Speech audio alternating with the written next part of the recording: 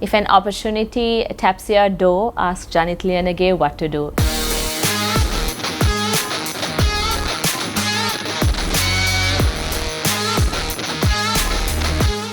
If an opportunity taps your door, ask Janith Liyanage what to do. He exactly knows what to do.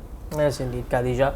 So the ODI series didn't go away, although we won the T20I series thanks to that brilliant hat-trick from Nuwan Tushar in that T20. But in the ODI series, it was a good wake-up call, I believe, because I think we were a bit overconfident after beating Zimbabwe and Afghanistan in the last two bilateral tournaments that we played. But against Bangladesh, we lost to them in the World Cup as well, and they qualified for the Champions Trophy. We didn't. So, and when it comes to the ODI format, Bangladesh, they have been better than us during the last 4 to 5 years. We can't deny that. So, it ended as 2-1. As you mentioned, Janith Liyanage, he was really good in the first game. He scored a half century. In the last game, the third ODI, he scored a century, his first century in international cricket. And before we talk about the games, like something about Janith Liyanage. You know, if we take the last 3 years, Kadhija, last 3 to 4 years, when it comes to the rest of the Sri Lankan batters who have batted at number 6, they have only scored 2 half centuries and 2 centuries in 50 matches.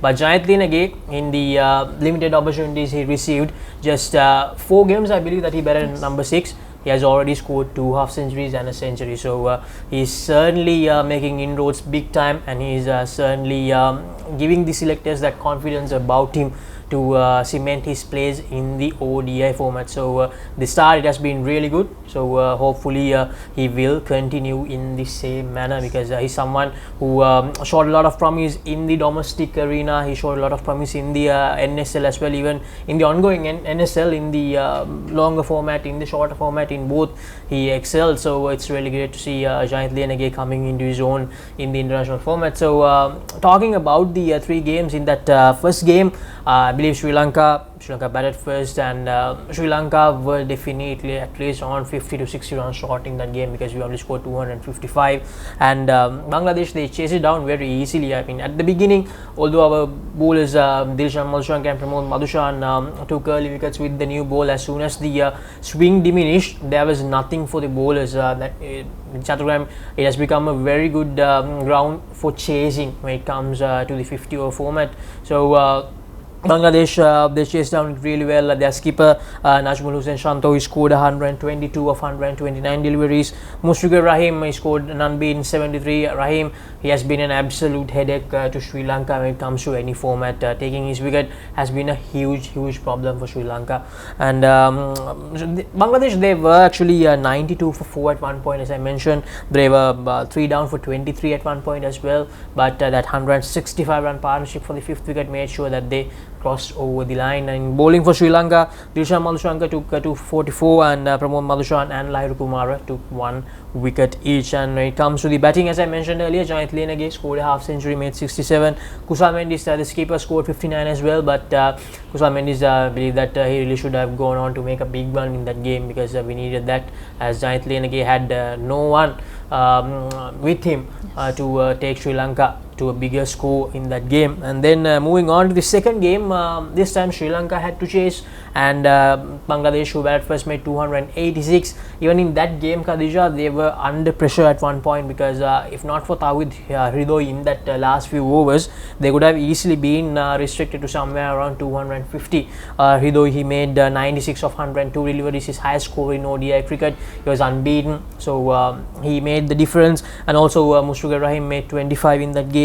Mehdi Hasan Miraz, Tanzim Hassan and Taskin Mahmud all contributed. The tail wagged for Bangladesh, and they supported Hridoy really well to take them to 286. And in bowling, Mahendu Hasaranga came into his own, took 4 wickets of 49 in that game.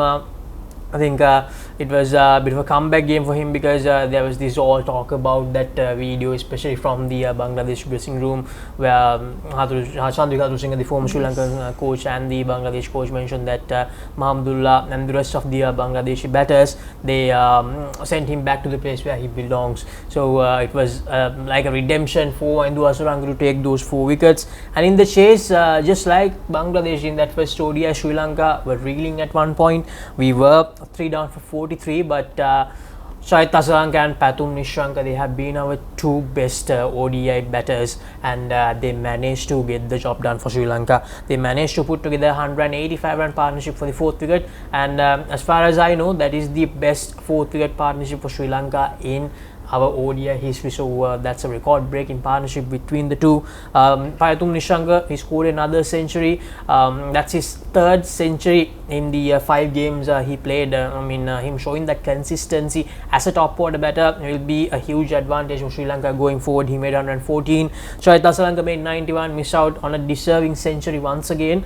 And after that, Sri Lanka struggled a bit because we lost some quick wickets, but Wahindu Hasaranga and Janith Liyanage made sure that we crossed over the line to level the series 1-all. And then going into the 3rd and final ODI, it was the decider, and Sri Lanka, after batting first, made only 235, Kadhija, and I always thought that it's never going to be enough. Sri Lanka needed at least somewhere around 270 to put some pressure on Bangladesh.